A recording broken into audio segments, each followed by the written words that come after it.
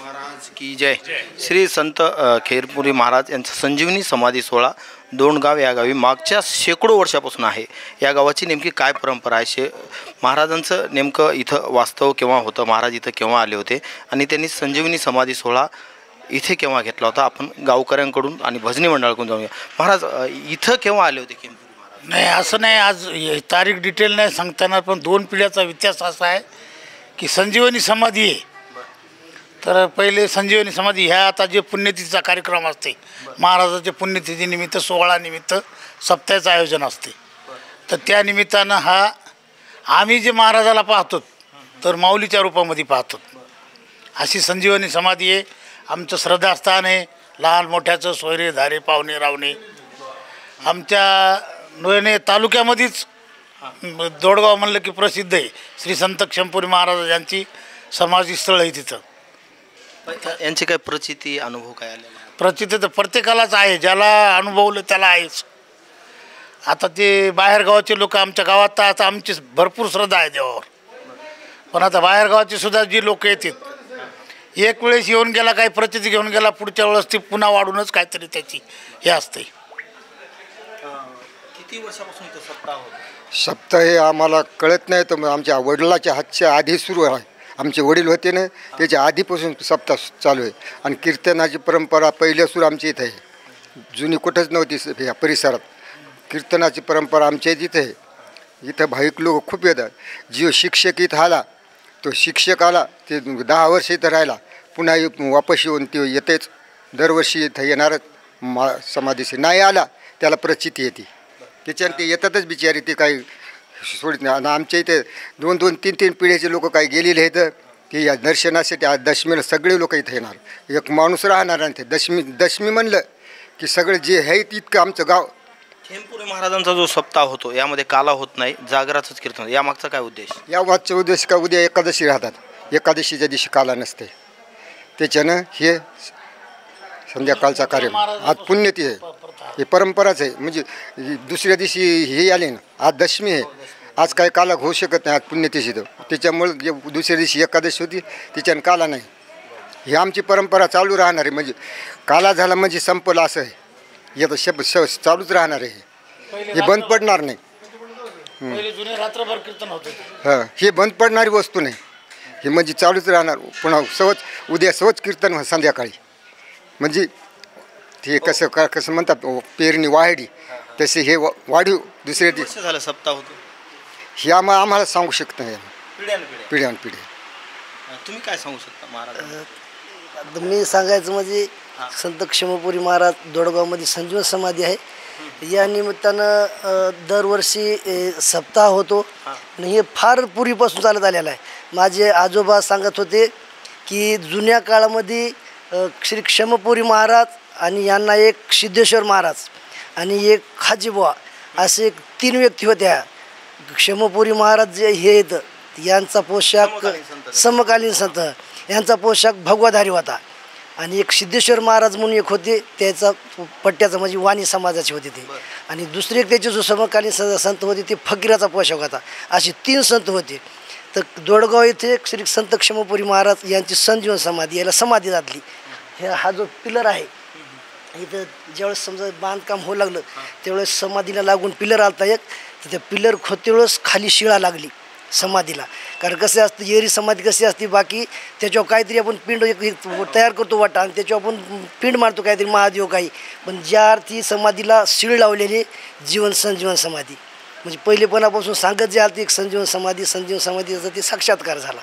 असे संत होते. उद्या जे सप्त्याची सांगता होती त्या अगोदर बैलगाडी 10 बैलगाड्या लावून ओढण्याची पद्धत आहे.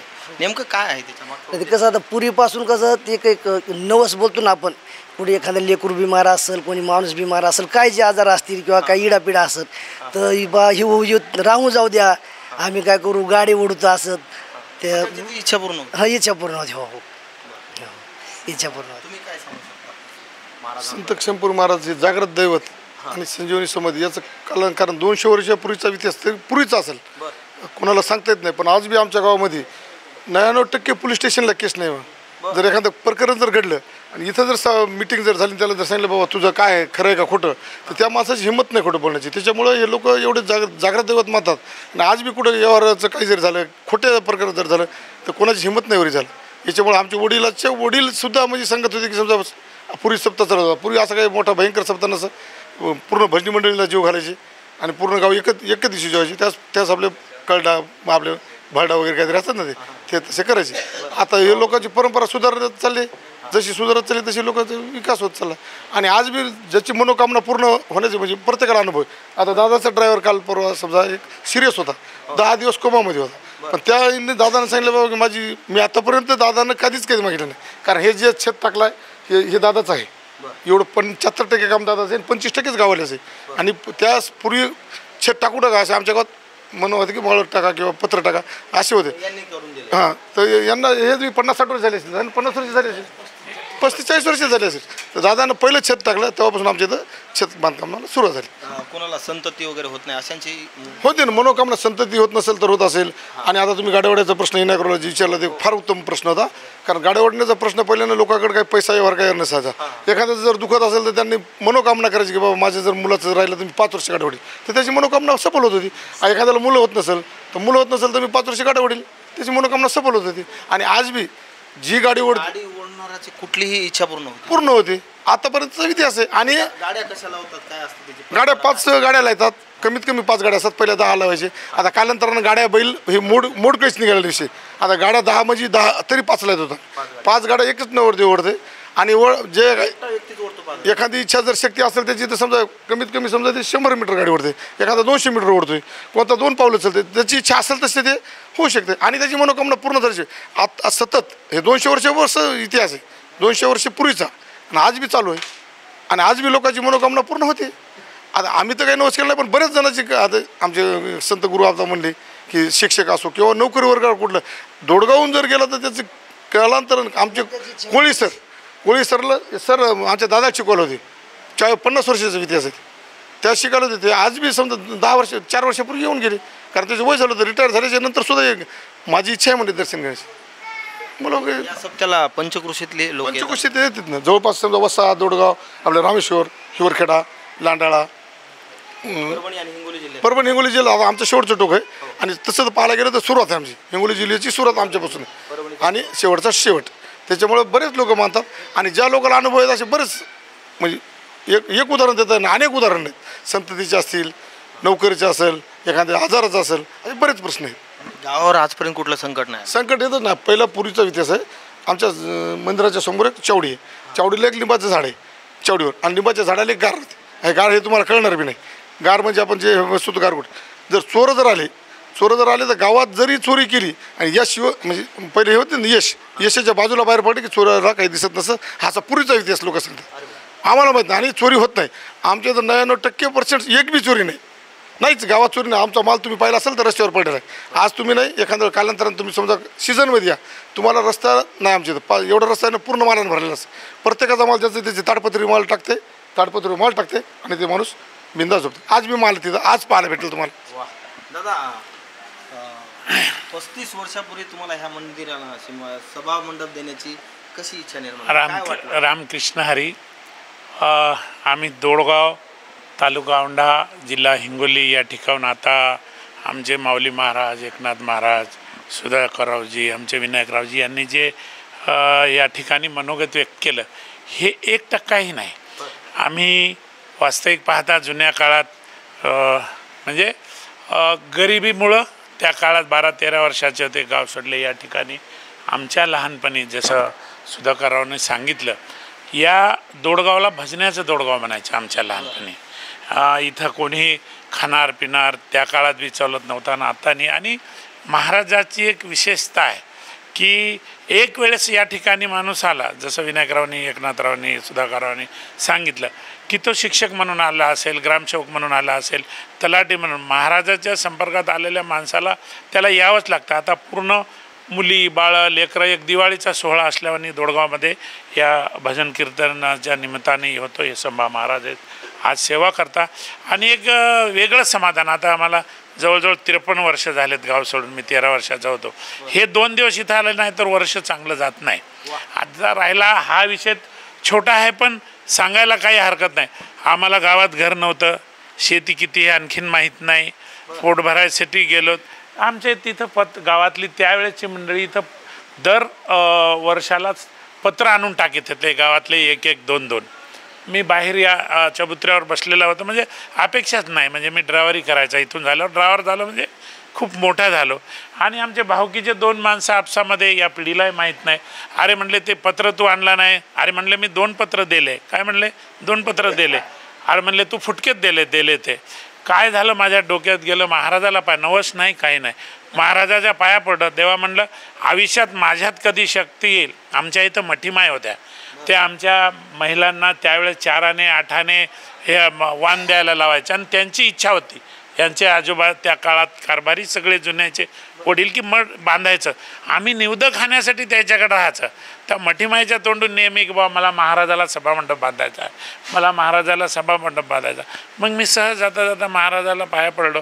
मी म्हटलं देवा मला तर काहीच खरं नाही, पण माझ्यात काही जर शक्ती आली तर मी अगोदर इथं सभामंडप टाकेल. तर ते देवानं यांनी म्हणल्यामुळं आमच्या हातून करून घेतला. नंतर गावकऱ्यांनी बी यायला सहकार्य केलं. असं हे पूर्ण म्हणजे भाविक गाव आहे. आणि ही जी आमची नवीन पिढी आहे, आज तुम्ही पाहिलं जेवणा करता हे 7-8 दिवस ही पिढी, कोणाचं लग्न असेल, कोणाचा कार्यक्रम असेल, ग्रामीण भागात कीर्तनात ही तरुण पिढी मोठ्या प्रमाणात दिसली. अत्यंत तरुण पिढीसुद्धा जुन्या 200 वर्षापूर्वीचा परंपरा चाललेली. आता मला या पिढीची काहीच ओळख नाही, कोणाची कोण कोणाचे आहेत. आता आम्ही जवळजवळ आता 69-70ला गाठलेले माणसं आहेत पुढच्या पुढी. पण अतिशय चांगलं वातावरण या गावचं आणि सगळ्याच वाटा महाराजांचा आहे. 30 वर्षापूर्वी जेव्हा तुम्ही सभामंडप बांधण्याचा निर्णय घेतला, त्याच्यानंतर तुमच्या जीवनामध्ये काही दुःख आलं? मला दुःख तर आलं नाही, पण मला एक शक्ती झाली. त्या तारखेनंतर कशाचीच भीती वाटत नाही आणि कितीही नुकसान झालं तर काही वाटत नाही. आज बी धनसंपत्ता फार जास्त नाही, पण कमी काहीच नाही आणि सगळा आनंद आहे. म्हणजे सर्व गोष्टी सर्वांचाच, म्हणजे गावच आमचं सुखी. आमचं गाव फार 4-2 घरं होते श्रीमंताचे आमचे, यायचं एक घरानं, यायचं एक घरानं, तो 2-4 लोक होते, बाकी सगळे गरीबात, सगळे आनंदी आहेत. आणि महाराजावरली श्रद्धा आहे प्रत्येकाची. आणि एक वेळेस जसं आपण आज आलात या ठिकाणी, आपण मुलाखत घ्यायला ते काय तुम्हाला पुढच्या वर्षी वाटेल आपण दोडगावला जावा, ही विशेषता आहे महाराजाची, विशेषता आहे. रामकृष्ण पुजारी आहेत ना तुम्ही? संभाजी महाराज इथं किती वर्षापासून पूजा करतात? मी तरी 20-25 वर्ष झाले. 25 वर्षापासून सेवा करतो देवाची, पूजा करायचं. कशी दिनचर्या कशी असते रोज? कसं सकाळी देवाला स्नान घालायचं, त्याच्यानंतर काय झाडझूड आहे किंवा कुठं कचरा गिचरा हे सर्व साफ करायचा. काय सुख वाटतं याच्यामध्ये? सुख तर खूप आहे अजून, कारण जेवढा अनुभव मला आहे तेवढा खूपच अनुभव आहे. कारण जे दिलं ते महाराजानं दिलेलं आहे, कशाची कमी नाही.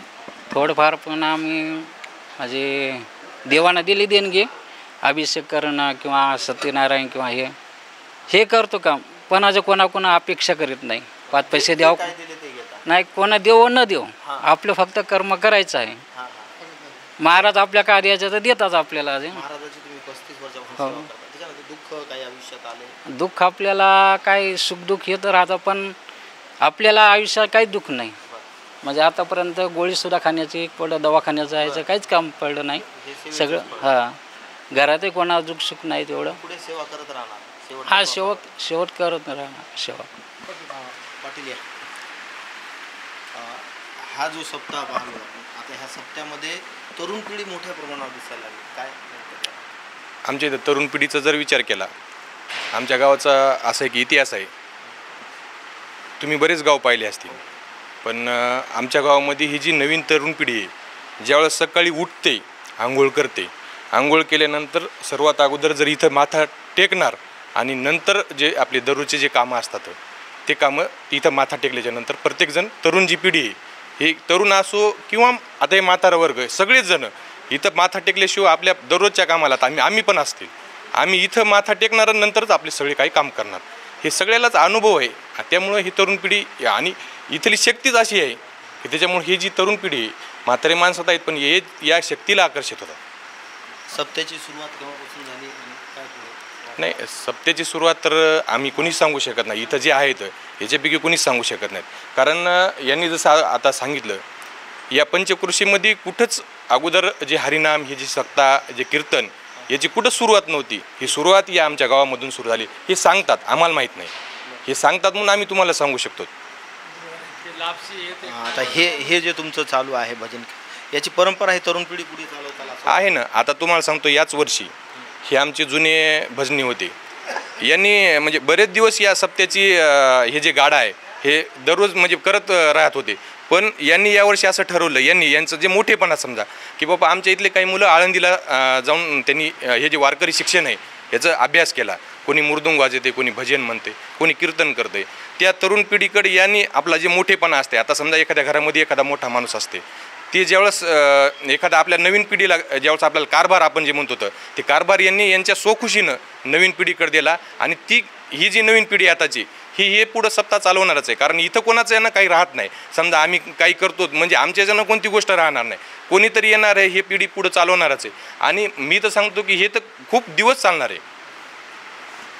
संत पुन्हा दुसरी गोष्ट, दैनंदिन कार्यक्रम दर गुरुवारी महाराजाचा अभिषेक होतो. दर गुरुवारी अभिषेक जवळजवळ 10 किलो पेढ्याचा प्रसाद लागतो आम्हाला. 500 ते 700 लोक दर गुरुवारी असतात. दुसरी गोष्ट, दर 15 दिवसाला एकादशी येते. या एकादशीला गावामध्ये नगर प्रदक्षिणा, दिंडी, इथं आल्याच्यानंतर पुन्हा फराळाचा कार्यक्रम, असं या गोष्टीला जवळ 9 वर्ष झाली. असे कार्यक्रम दैनंदिन चालतात. गावकऱ्याकडूनच ऐकलंय की इथं पेटीमध्ये जेव्हा काढल्या जातात तेव्हा 40,000च्या वरीच 40, 50, 60,000 रुपये जातो एक एक. यात्रेच्या वेळेस जेव्हा पेटी खोलतील ना, कमीत कमी 1 लाख रुपयाच्या पुढे पेटीमध्ये निघतात. काही लोक काय करतात की पैशाच्या स्वरूपातून, जे आपण पाणी स्वरूपातून आंघोळ घालतो देवाला, ते पैशाच्या स्वरूपातून आंघोळ घालतात देवाला. आणि त्याचे काही पैसे आणि हे पैसे तुम्ही तुमच्या समोर आपण ती पेटी खोलून कमीत कमी 1 लाख रुपयाच्या पुढे पेटीमध्ये पैसे निघणार. कारण ती श्रद्धा आहे. म्हणजे पैसा दिल्या म्हणून हे नाही, आपल्या जी काही कमाई असते आपली, त्या कमाईमधले काहीतरी वाटा आपण देवाला द्यावा. हां. आणि पुन्हा विशेष इथं एकच समाज नाही, आमच्या इथं बातंग समाज आहे, बौद्ध समाज आहे, जे दुसरे समाज आहेत. आपले बाकी हे मराठा, हे जे वंजारी, हे समाज तर देवाला भासतंय. पण गाड्यावडणीचा जर कार्यक्रम पाहिला, तुम्हाला काही नावं मातंगाचे दिसतील, काही नावं बौद्ध समाज दिसतील. गाड्यावडणीचं तुम्हाला विशेष सांगायचं होतं, मला मगच सांगायचं होतं.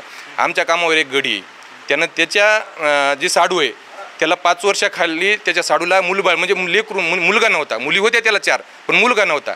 पण त्यानं त्याच्या एक इथं नवस, हे जे नवसाबद्दल बोलले, त्यांनी नवस म्हणला आणि नवस हे केल्याच्यानंतर त्याच्या दुसऱ्याच वर्षी त्याच्या साडूला मुलगा झाला. ते आज 5 वर्ष गाड्या ओढते. आता हे 5 वर्ष या वर्षी माझ्या कामावर तो गडी आहे, बाहेरगावचा आहे. श्री संत खेमपुरी महाराजांचा संजीवनी समाधी सोहळा दोंडगाव येथे. जर आपल्याला हा व्हिडिओ महाराष्ट्रातील सर्व नागरिक पाहत असतील तर त्यांना खास करून सांगणं आहे की खेमपुरीमध्ये जेव्हा येताल तुम्ही, तेव्हा तुम्हाला सुख पाहिजे असेल तर खेमपुरी या. कुठलीही इच्छा असेल तर एकदा खेमपुरी महाराजांचं दर्शन घ्या, तुम्हाला सुख प्राप्त होईल. रामकृष्ण हरी माऊली. पुन्हा भेटूया.